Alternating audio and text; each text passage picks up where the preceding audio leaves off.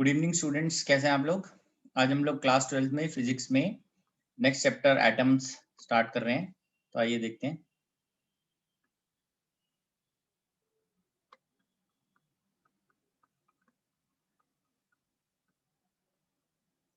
तो एटम्स में हम सबसे पहले देखते हैं कि इसमें थॉमसन मॉडल जो है, सबसे पहला जो मॉडल था that was Thomson model. So Thomson model में क्या डिस्कवर हुआ था? Neutrality of atom was discovered in it, that atom is neutral.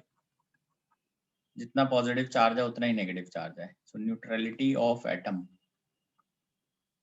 was discovered। ठीक है। however nucleus was not discovered।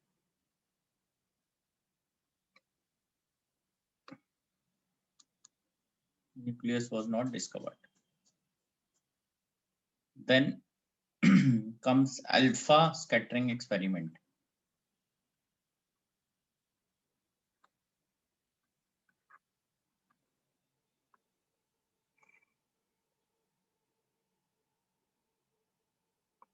ठीक है। so in this gold foil was bombarded with alpha particles। और इसमें हमें ये पता चला था basically through this nucleus was discovered. so when gold foil was bombarded with alpha particles, most of the alpha particles they passed through it, so it was discovered that a lot of space in it was empty। मतलब nucleus जो है वो बहुत condensed form में है, वो discover हो गया। Nucleus was discovered.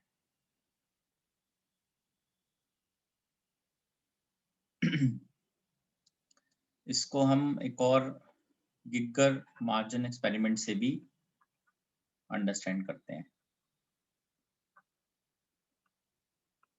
Basically Geiger margin experiment जो है वो एक्सपेरिमेंट था, ये अल्फा स्कैटरिंग एक्सपेरिमेंट। फाइनली इस एक्सपेरिमेंट के थ्रू रदरफोर्ड ने कंक्लूड किया था कि lot of space in atom is empty.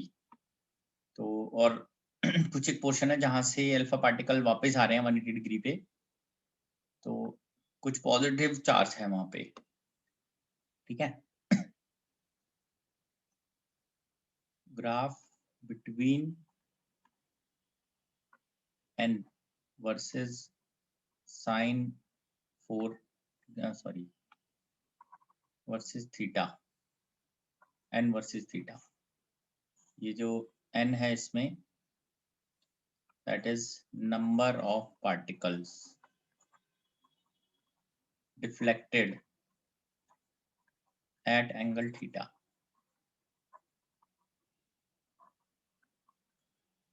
Angle of deflection. ठीक है जी।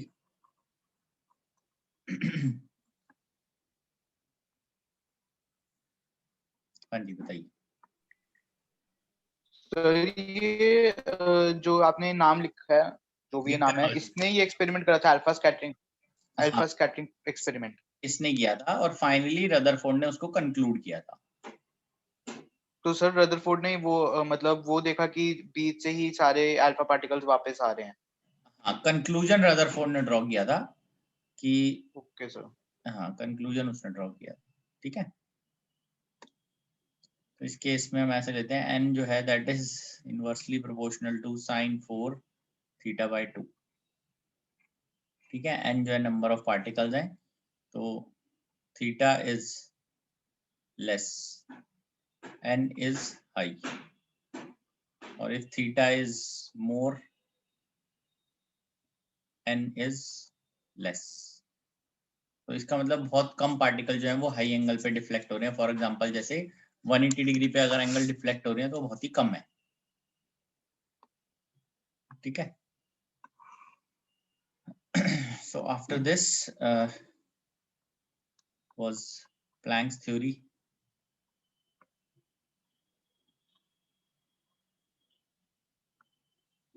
so according to Planck's theory light was considered as packet of energy. Light was considered as packet of energy.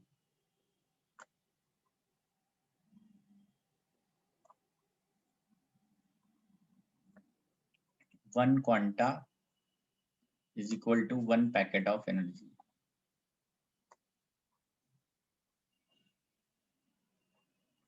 So one quanta is also taken as one photon. ठीक है जी. So energy of one photon h nu. This is energy of one photon. E is energy of one photon. This is h, Planck's constant into frequency. ठीक है जी. फिर इसके बाद हमारे पास आता है Bohr's model.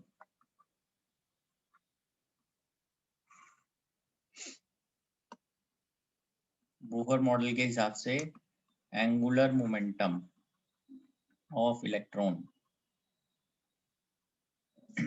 angular momentum of an electron in a state must be integral multiple of h by 2 pi.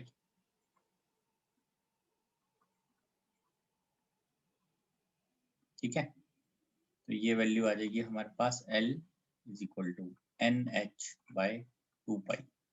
और वैसे इसकी वैल्यू जो है that is equal to M into V into R, ये भी होती है.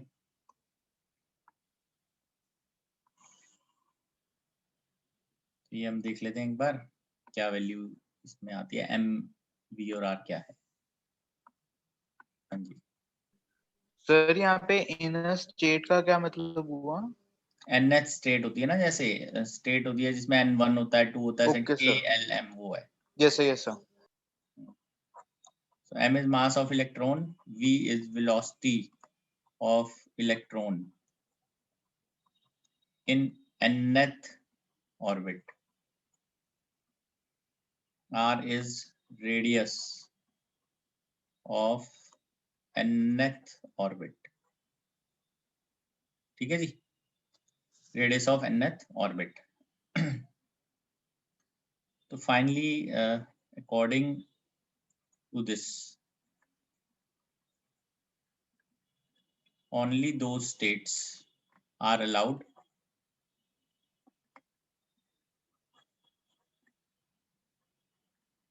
in which angular momentum is integral multiple of h by 2 pi.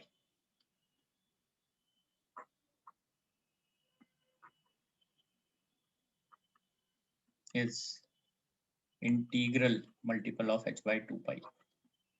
मतलब सिर्फ वही स्टेट्स अलाउड है. तो उसने वहां से L की value NH by 2 pi conclude की थी कि h by 2 के मल्टीपल में सिर्फ एंगुलर मोमेंटम पॉसिबल है. तो वही स्टेट्स पॉसिबल होंगी जिनमें एंगुलर मोमेंटम जो इंटीग्रल मल्टीपल आता जाएगा. ठीक है जी. ये फर्स्ट जो है पोस्टुलेट है बोहर मॉडल का. L is equal to NH by 2 pi होना चाहिए.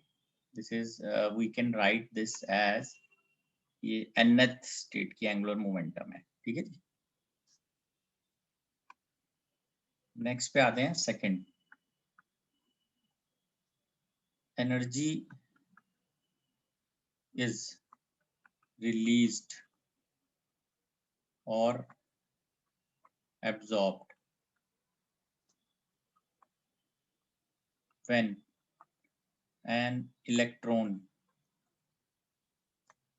moves between these states.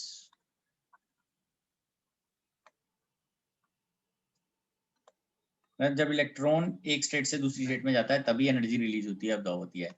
This energy released और absorbed is in form of photon. This energy released और absorbed is always in form of photons.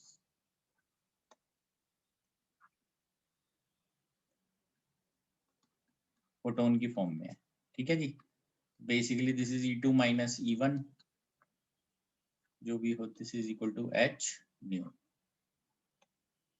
इस तरह से आता है ये, ठीक है जी। तो आइए हम लोग नेक्स्ट में डेरिवेशन करते हैं वेलोसिटी की और रेडियस की। Derivation of velocity of electron in nth orbit. This is velocity and radius. Now, velocity of electron and radius of nth orbit.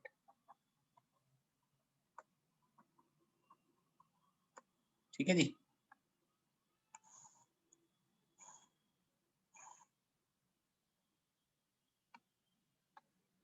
Now, considering an electron revolving around nucleus,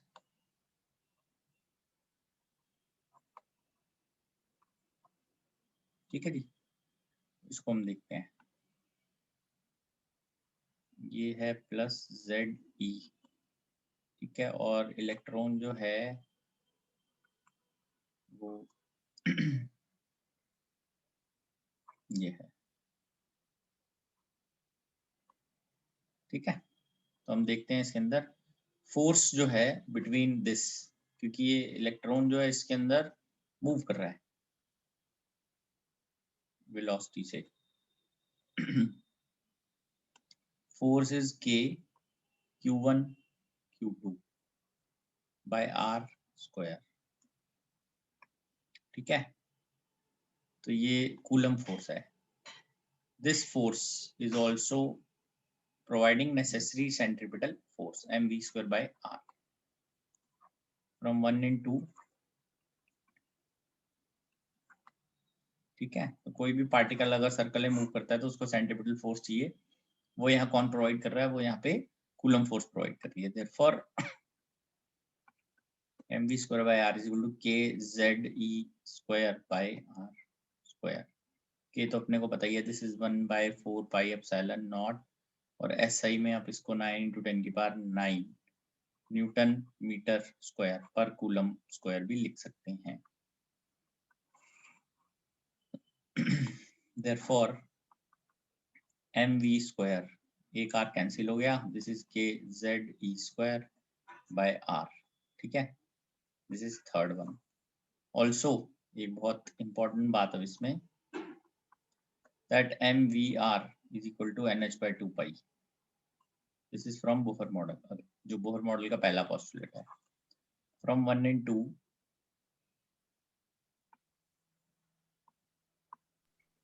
sir ये यहाँ पे centripetal force कौन provide कर रहा है? Coulomb force, coulomb force. Okay sir.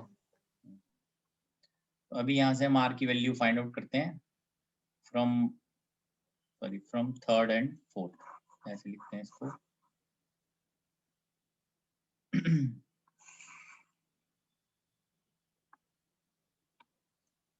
From 4, R is equal to NH by 2 pi mv. Put R in equation 3. This is mv square is equal to kZe square by R. इसकी value है NH by 2 pi mv। एक v cancel हो गया, एक m भी cancel हो गया इसमें। v इज इक्वल टू आ गया 2 pi kZe square by NH, ठीक है। ये वैल्यू आ जाती है हमारे पास। बेसिकली ये आप ये देख सकते हैं कि जो भी वेलोसिटी इलेक्ट्रॉन की nth ऑर्बिट में, that is independent of its mass. ये तो मास पे इंडिपेंडेंट हो गई, independent of mass of electron. अब इसके अंदर सारी वैल्यूज डालते हैं अगर हम, ऑन पुटिंग ऑल वैल्यूज,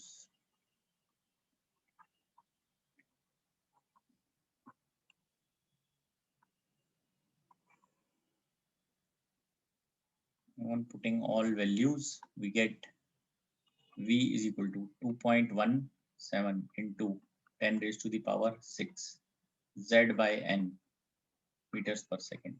ठीक है जी, ये भी आ गया हमारे पास।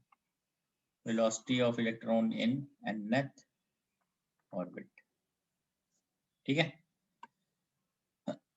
अब from 5, from equation 5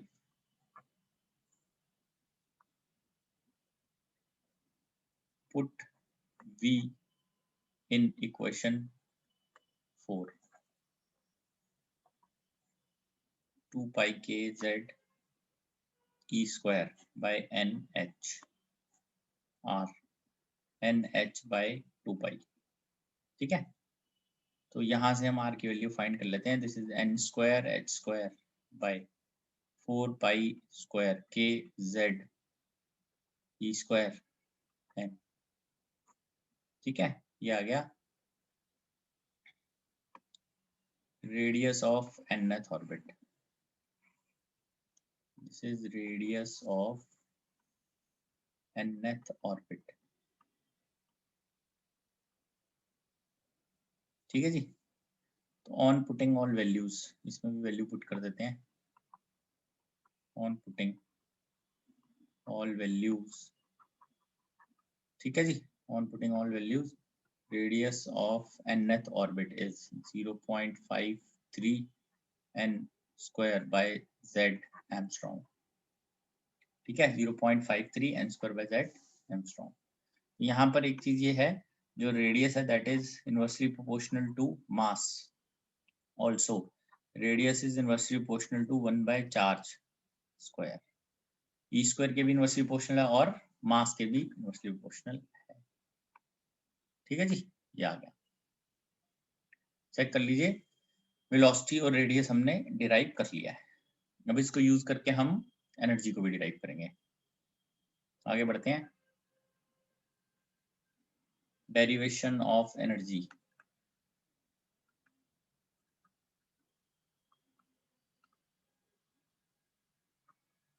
derivation of energy of electron in nth orbit.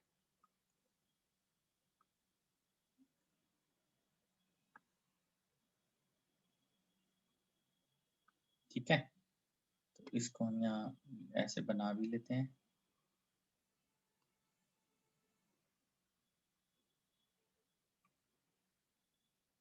As total energy of electron in nth orbit consists of potential and kinetic energy.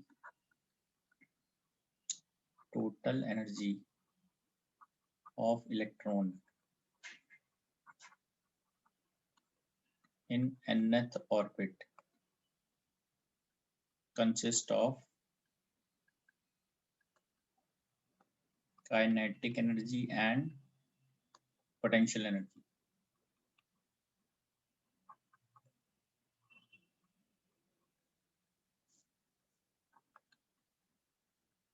ठीक है, काइनेटिक और पोटेंशियल दोनों एनर्जी है। Therefore total energy is equal to kinetic energy plus potential energy.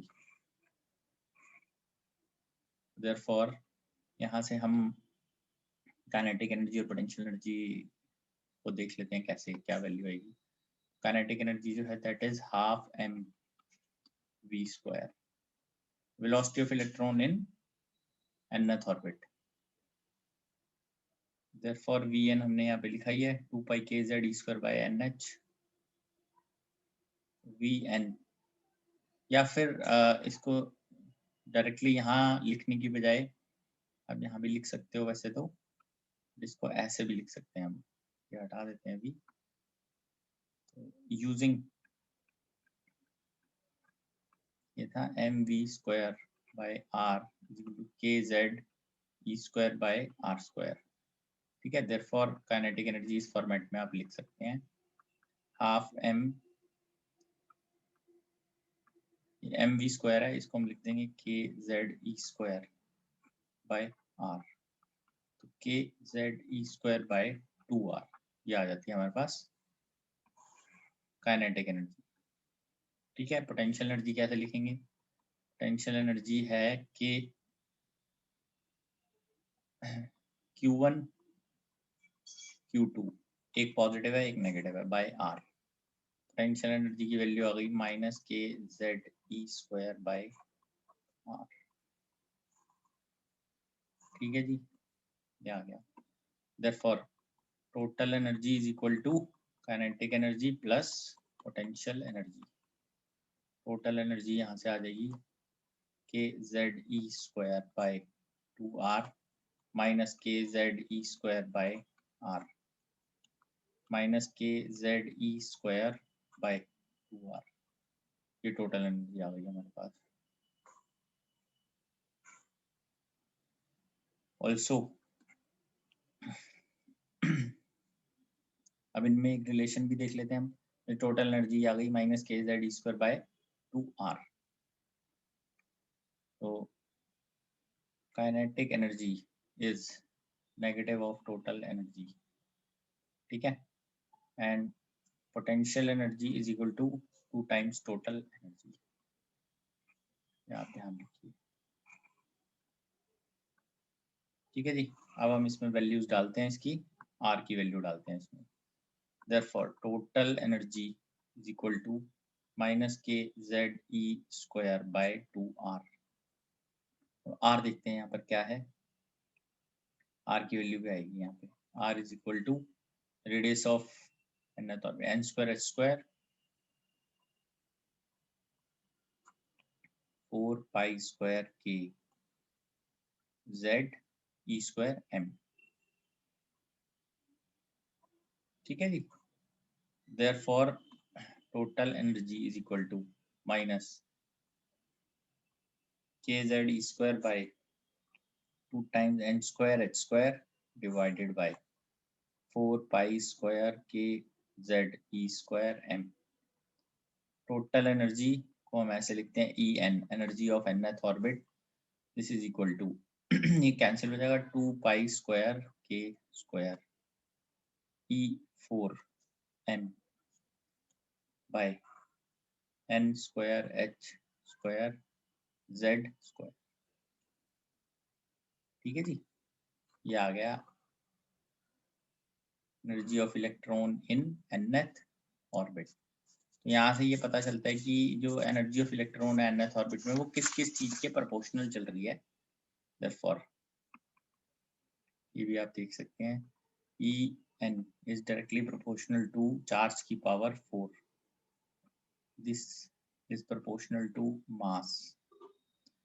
मास किसका है? Electron का। ठीक है। चार्ज की पावर 4 के भी है और मास के प्रोपोर्शनल चल रही है। अब इसमें हम वैल्यूज पुट करते हैं। On putting all the values,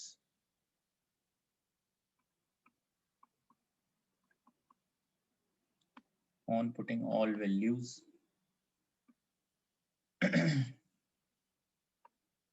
E n comes as, ये वैल्यू कितनी आ जाएगी? This is minus 2.17 into 10⁻⁻18 z square by n square joules पर एटम। ये SI यूनिट में आ गई। Also energy of electron in nth orbit is minus 13.6 z square by n square electron volt पर एटम। ठीक है जी। आप ध्यान रखेंगे तो हम यूज कर सकते हैं कभी भी।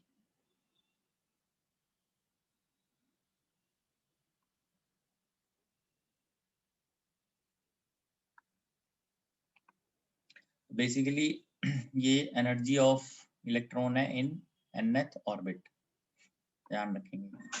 This is energy of electron in nth orbit.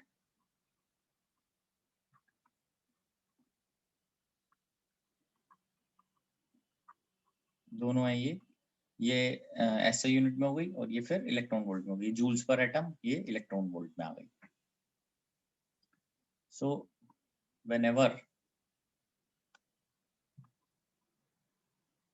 whenever electron jumps या electron moves from an orbit to other orbit, then change in energy is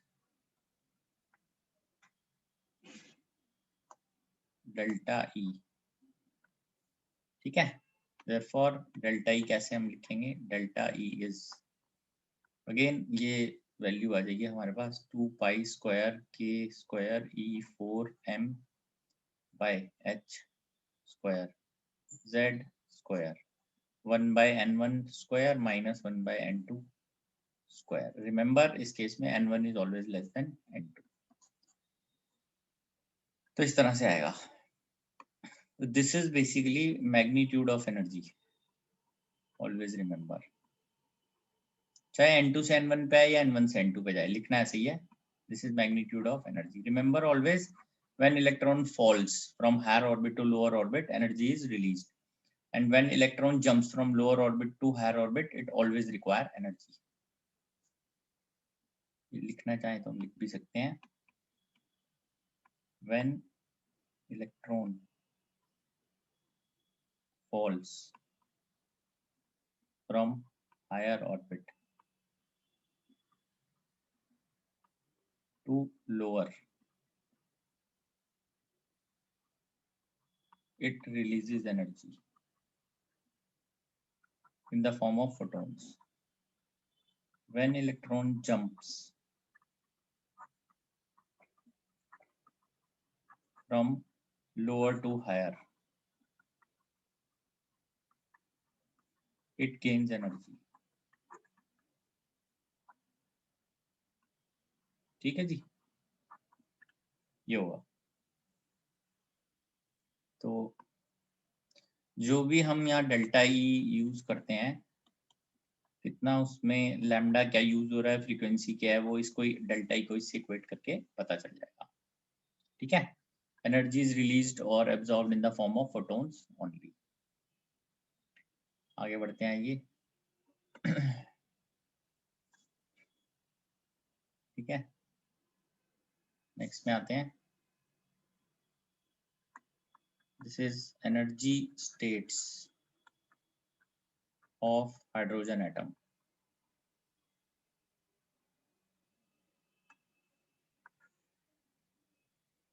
तो अब इसमें हम लोग energy of electron in nth state उसको लिख लेते हैं in terms of electron volt. This is z square by n square, electron volt पर atom. Now put z is equal to 1 for h atom. ठीक है जी, उसके बाद हम यहाँ पे स्टेट्स सबकी बना देते हैं, n is equal to 1, n is equal to 2, n is equal to 3। देख लेते हैं जरा।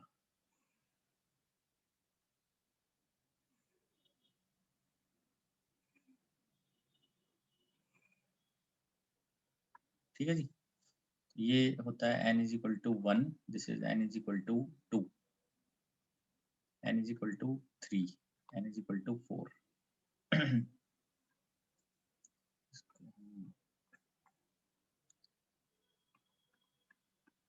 थोड़ा छोटा बनाते हैं स्टेट्स को।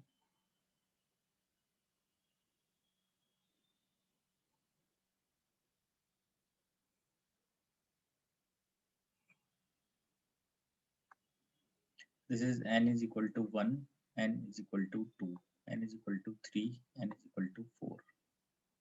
ठीक है, इनमें ये वैल्यू डालते हैं हम, तो ये आ जाता है। This is -13.6 electron volt. ठीक है, नेक्स्ट में डालते हैं, z तो 1 है, n को 2 डालेंगे तो 4 आ जाएगा, -3.4 इलेक्ट्रॉन वोल्ट। नेक्स्ट में डालते हैं, दिस इज -1.5 इलेक्ट्रॉन वोल्ट, 9 आ जाएगा यहाँ पे। ठीक है, नेक्स्ट में डालते हैं 16, तो ये चेक कर लेते हैं, 13.6 divided by 16. 0.6 divided by 16. This is 0.85 minus में 0.85 इलेक्ट्रॉन वोल्ट, ये आ गया यहाँ पे, ठीक है। अब this is called n is equal to 1 को बोलते हैं हम ग्राउंड स्टेट, ठीक है। This is called second state,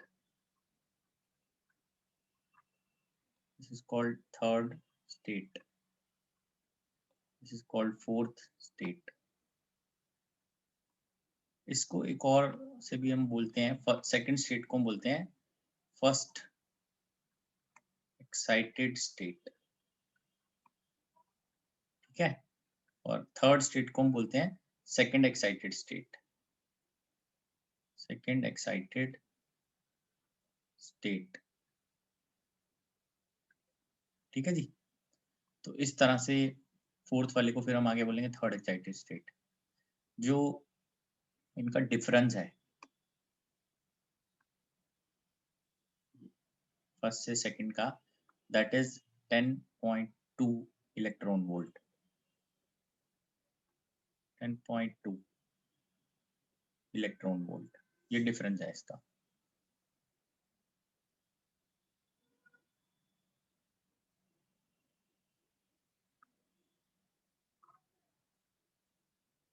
इसको आप यहाँ लिख सकते हैं 10.2 इलेक्ट्रॉन वोल्ट, ठीक है, डिफरेंस जो आ रहा है। तो ये आगे बढ़ते हैं, इसमें हम इसी को देख के हमने सारा लिखा है। क्वेश्चन हम देखते हैं किसके अंदर, न्यूमेरिकल।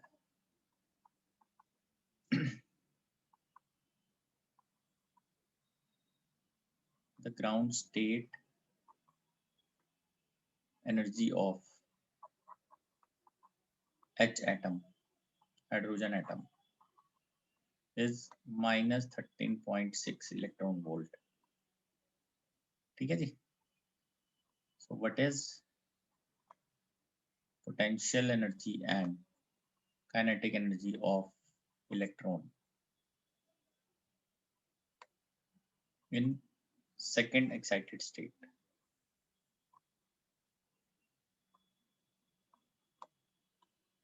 सेकेंड एक्साइटेड स्टेट में हमें बतानी है एनर्जी क्या होगी। If electron jumps from second excited state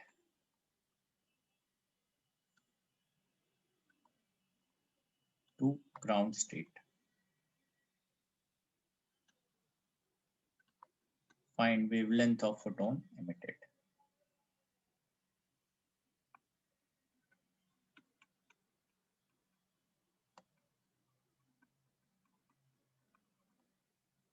ठीक है जी, आइए इसको अंडरस्टैंड करते हैं।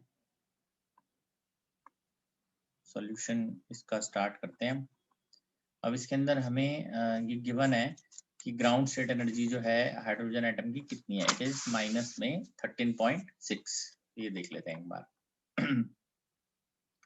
पोटेंशियल एनर्जी बतानी है हमें और काइनेटिक एनर्जी बतानी है सेकंड स्टेट के अंदर। तो पहले टोटल एनर्जी निकालते हैं। E1 is minus 13.6 electron volt, ठीक है।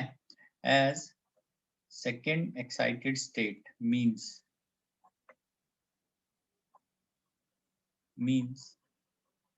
ये बताया था ना, second excited state means n is equal to 3। कई बच्चे ये n is equal to 2 ले लेते हैं, तो ये ध्यान रखना है। therefore E3 is minus 13.6 by 3 का स्क्वायर इलेक्ट्रॉन वोल्ट। E3 की वैल्यू जो है वो हमें क्लियर ही है, this is minus 1.5 electron volt, ठीक है। तो हम नेक्स्ट देखते हैं काइनेटिक एनर्जी और इसमें क्या रिलेशन रहता है, ये देखिए। Kinetic energy is minus T, potential energy is 2 times T. therefore ये part kinetic energy in second excited state मतलब थर्ड स्टेट में इट इज माइनस E3 मतलब 1.5 electron volt, and potential energy in this state is 2 times total energy मतलब 3 minus में, it is -3 electron volt. ठीक है जी, E3 जो भी आया उसका डबल, तो ये आ गई हमारे पास values. A part. Now B part. N1 है ग्राउंड स्टेट 1, मैंने बताया था यहाँ पे जंप करेगा तो भी ध्यान रखना N1 हमेशा लेस देन होता है, तो लेस देन वाला क्या है, ground state 1। And what is N2, it is 3, second excited state से आ रहा है, तो वेवलेंथ बतानी है हमें क्या होगी। Therefore this is delta E is equal to 2.17 10 की पावर -18, ये आ जाएगा यहाँ। ठीक है जी, ये वैल्यूज हमने यहाँ पे भी लिखी थी, ये थी डिफरेंस लेके 1/n1 स्क्वायर -1/3 का स्क्वायर, तो delta E is hc/λ।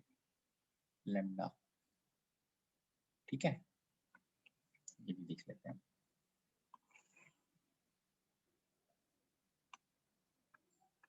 We'll write hc/λ is equal to 2.17 10 की पावर -18, 1 - 1/9। तो बिकॉज राइट साइड में सब SI यूनिट में है, तो h इंटू सी ये हम लिख लेते हैं, h इंटू सी की वैल्यू this is approximately 20 into 10 raise to the power -26 SI units, because right side में सब SI यूनिट्स में है। ठीक है, मल्टीप्लाई करके आप देख सकते हो, h प्लैंक्स कांस्टेंट है, c स्पीड ऑफ लाइट है। दिस इज 20 इंटू 10 की पावर -26/λ मीटर्स में आएगा। दिस इज 2.17 इंटू 10 की पावर -18 इंटू 8/9। ठीक है जी, लैम्डा आ गया यहाँ से 20 इंटू 10 की पावर -26 इंटू 9/8, 2.17 -18 इंटू 8। तो लैम्डा सॉल्व कर लेते हैं हम लोग, इसकी वैल्यू आ जाएगी 20 multiplied by 9 divided by 8 divided by 2.17, this is 10.368 into -8 metres.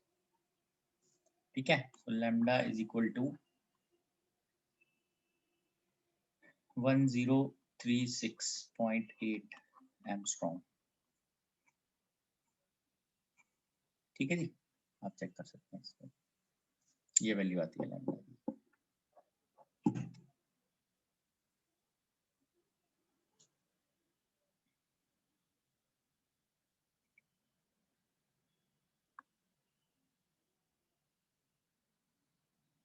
ठीक है, आगे बढ़ते हैं इसमें हम नेक्स्ट पे।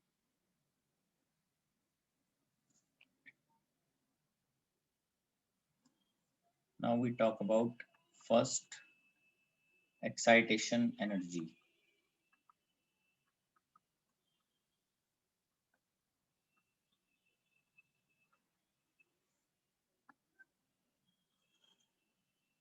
Now what is first excitation energy? It is the energy required, minimum energy required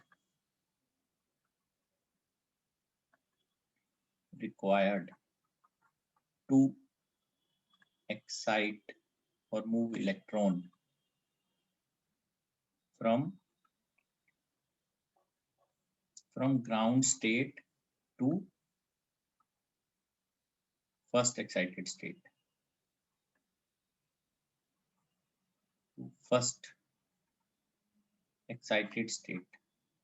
ये बेसिकली फर्स्ट एक्साइटेड स्टेट का मतलब होता है ग्राउंड स्टेट जो है that is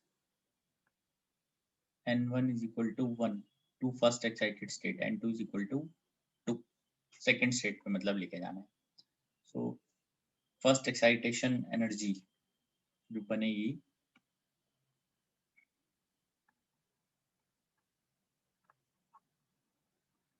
first excitation energy, it is difference है ना, this is E2 minus E1, इसकी वैल्यू होती है 10.2 electron volt, this is first excitation energy. ठीक है, नाउ साथ ही हम देखते हैं this is first excitation potential.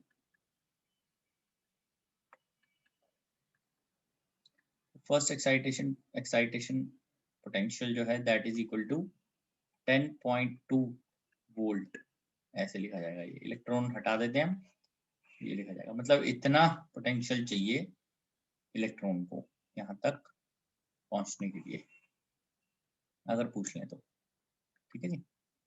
Next हम देते हैं ionisation energy.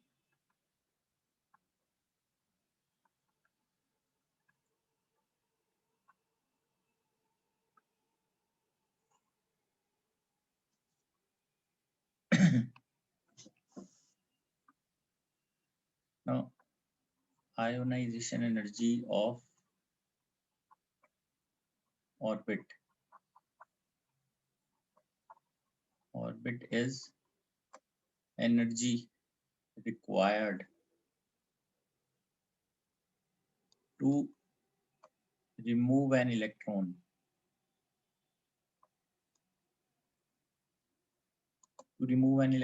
from nth orbit to infinity, remove करना उसको। Therefore मैथमेटिकली हम इसको इस तरह से देखेंगे,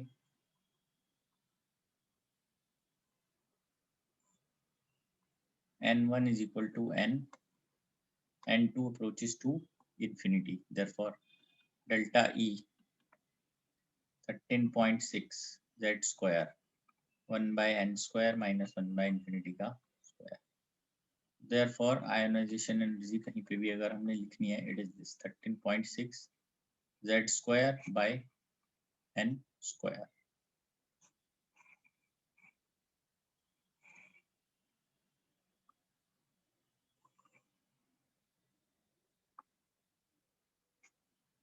ठीक है जी, ये आ गया हमारे पास आयोनाइजेशन एनर्जी। एक यहाँ पे क्वेश्चन देखते हैं, difference between, what is difference between ionisation energy and work function.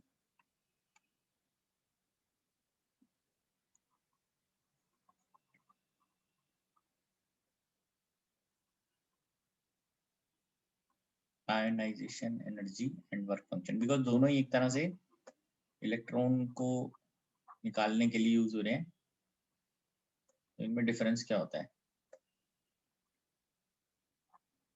ठीक है जी, देख लेते हैं बेसिकली डिफरेंस क्या है।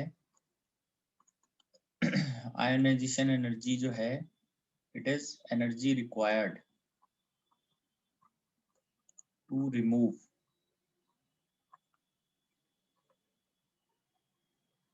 an electron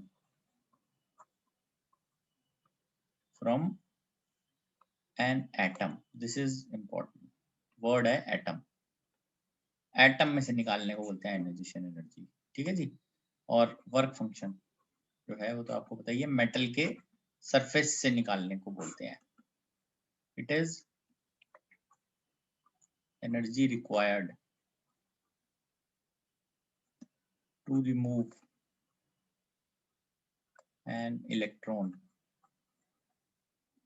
from metal surface। ठीक है जी, तो ये हमें मेटल के सरफेस से निकालना है।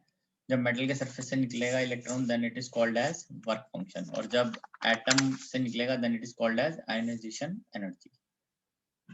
ठीक है, तो आगे बढ़ते हैं, देखते हैं जरा इसमें।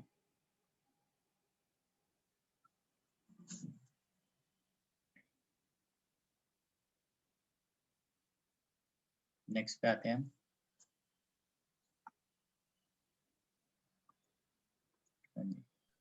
सर एक बार डिफरेंस दोबारा से बता दो। बेटा आयोनाइजेशन एनर्जी जो होती है ये सिर्फ एक एटम के लिए है, वर्क फंक्शन पूरे मेटल सरफेस के लिए होता है। बस निकालना इलेक्ट्रॉन ही है, तो जितनी भी एनर्जी यूज होगी। ठीक है, आगे बढ़ते हैं हम लोग।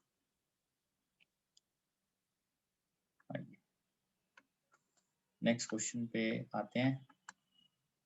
Now if by default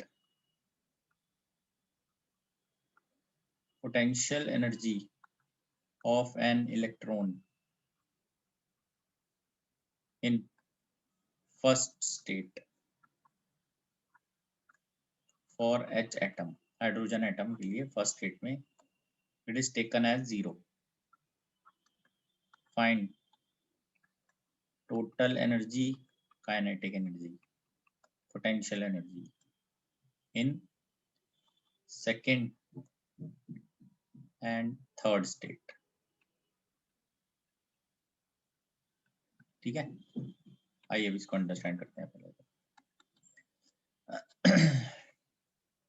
तो हम सबसे पहले में काम करते हैं potential energy, kinetic energy and total energy, इसकी एक टेबल बना लेते हैं हम।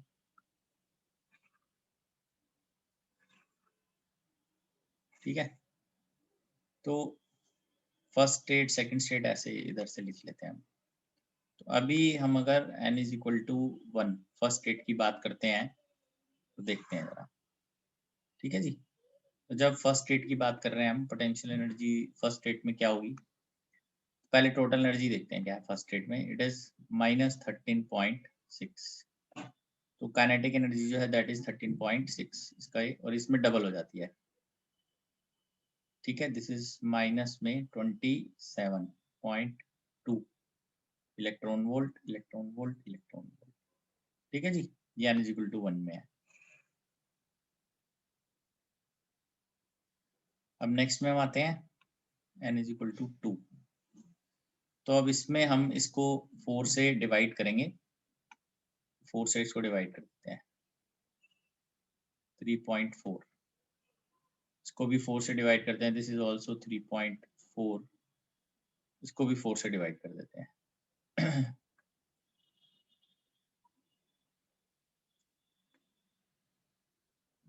6.8 इलेक्ट्रॉन वोल्ट। ठीक है, ये टोटल हमेशा बनना चाहिए, जो भी आ रहा है वो हमेशा बरकरार रहना चाहिए। ठीक है जी, नेक्स्ट पे आते हैं। अब ये n is equal to 3 third state की बात कर रहे हैं, तो यहाँ पे इसको 9 से अगर हम करते हैं डिवाइड, अप्रोक्सीमेटली ये आता है -1.5, इधर आ जाएगा 1.5 इलेक्ट्रॉन वोल्ट। इसको भी 9 से अगर हम कर लेते हैं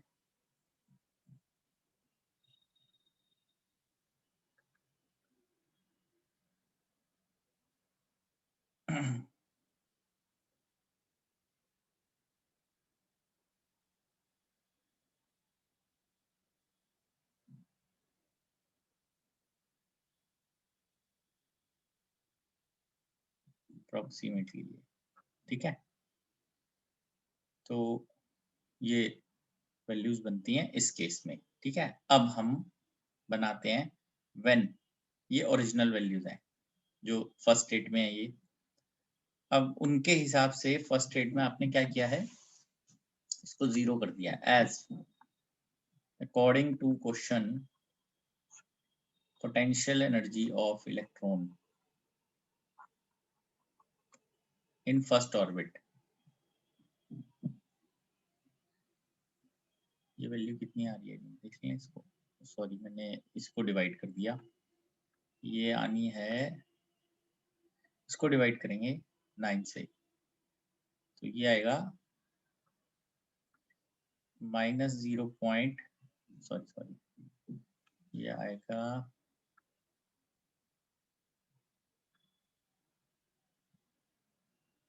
-3.02, और इसको भी करेंगे 9 से, तो ये आएगा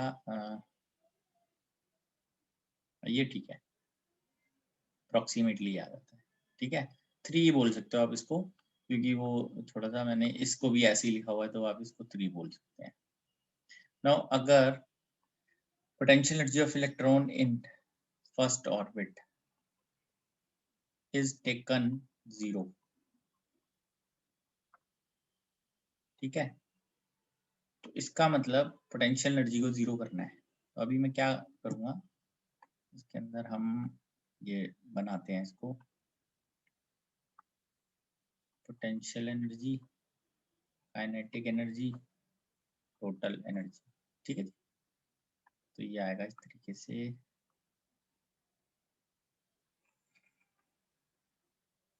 आ जाएगा ऐसे। तो इसमें हमने n इज इक्वल टू 1 के लिए कर लिया पहले, n is equal to 1।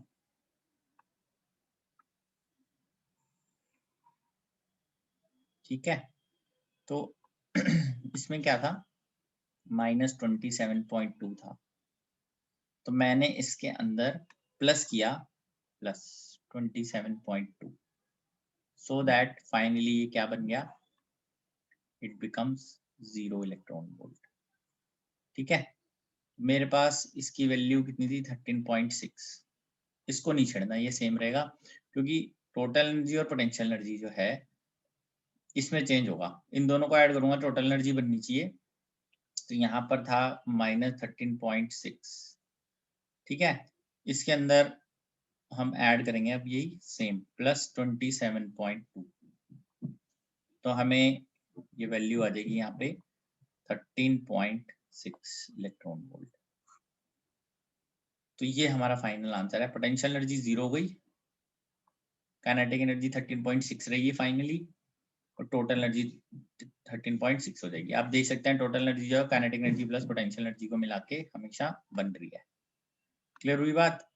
Simple तरीका था, कुछ नहीं करना था आपको। टोटल एनर्जी पता थी पहले, काइनेटिक एनर्जी निकाली, वही था ना, kinetic energy is minus of total energy, potential energy 2 times total energy, वो निकाल ली हमने हर बार, क्योंकि हर बार की टोटल एनर्जी हमें मालूम है। तो n इक्वल टू 1 2 3 में निकाल ली। अब पोटेंशियल एनर्जी उसने कहा फर्स्ट की 0 करनी है। कैसे 0 होगी, जब आप 27.2 ऐड करोगे इसमें तभी तो 0 होगी। जो हम पोटेंशियल एनर्जी इसमें ऐड करेंगे, पोटेंशियल एनर्जी में जो भी, वही सेम हम टोटल एनर्जी में ऐड कर देंगे। ये ट्रिक है इस पर काम करने की। फिर आएगा n इक्वल टू 2। अब क्योंकि आपने 27.2 इलेक्ट्रॉन वोल्ट इसमें ऐड किया हुआ है, वही आपने सब में अब ऐड करते जाना है। ये था -6.8, इसके अंदर हम ऐड करेंगे +27.2। जब हम इसमें ऐड करेंगे 27.2, तो आप देखेंगे हमें क्या इसके अंदर बचता है। दिस इज 20.4 इलेक्ट्रॉन वोल्ट, ये बचेगा। जो काइनेटिक एनर्जी है दैट रिमेन्स सेम, वो सेम की सेम है 3.4। इधर हमारे पास था -3.4, इसके अंदर भी हम ऐड करेंगे 27.2 प्लस, क्योंकि आपने रेज कर दिया बेसिकली इसको पोटेंशियल एनर्जी के थ्रू। तो इसमें जब ये 27.2 में से 3.4 माइनस होगा, this will come as 23.8 electron volt. ठीक है जी, तो ये सेकंड स्टेट की पोटेंशियल एनर्जी आएगी, सेकंड स्टेट की काइनेटिक एनर्जी आएगी, सेकंड स्टेट की टोटल एनर्जी आ जाएगी। ठीक है जी, तो ये तरीका आपको ध्यान रखना है। अगर आप थर्ड में पता करना चाहते हैं n इज इक्वल टू 3 में, तो हम देखेंगे इसकी वैल्यू थी -3, इसके अंदर हमने प्लस किया 27.2, हमें क्या मिल रहा है, इसमें से 3 माइनस हो गया एक तरह से, 24.2 इलेक्ट्रॉन वोल्ट। ठीक है, दिस इज पोटेंशियल एनर्जी। और जो काइनेटिक है दैट विल रिमेन सेम, और जो इसकी वैल्यू थी ये आएगी -1.5, इसमें हम ऐड करते हैं इसको +27.2। ठीक है, ये आप चेक कर लीजिए कितना है।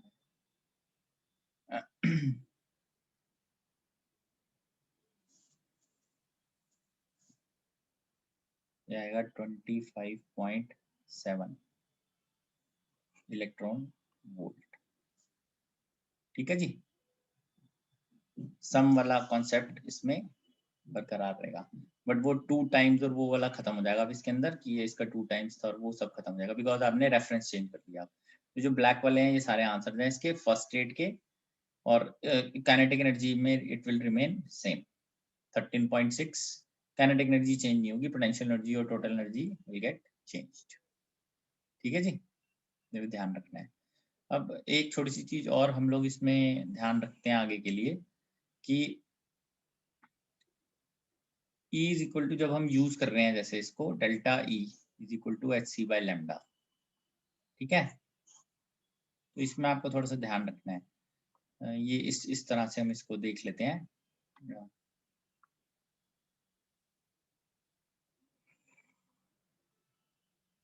ठीक है, so when delta E is in electron volt and lambda is in Armstrong, we put h into c as h into c is equal to, ठीक है, 12400। तो हमारे पास जो बनेगा वो ये बनेगा इस तरह से कि लैम्डा इन एमस्ट्रॉन्ग आएगा ये, this is 12400 divided by delta E must be put in electron volt. ठीक है जी, और इसके लिए when delta E is in joules and lambda is in meters, we put,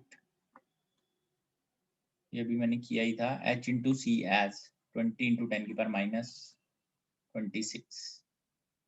ठीक है, lambda in meters is equal to h into c 20 into 10 की power minus 26 by delta E in joules। ठीक है बेटा, ध्यान रखना आपको इसका। बस आज के लिए हम लोग इतना ही करेंगे, नेक्स्ट क्लास में इससे आगे बढ़ेंगे। Thank you.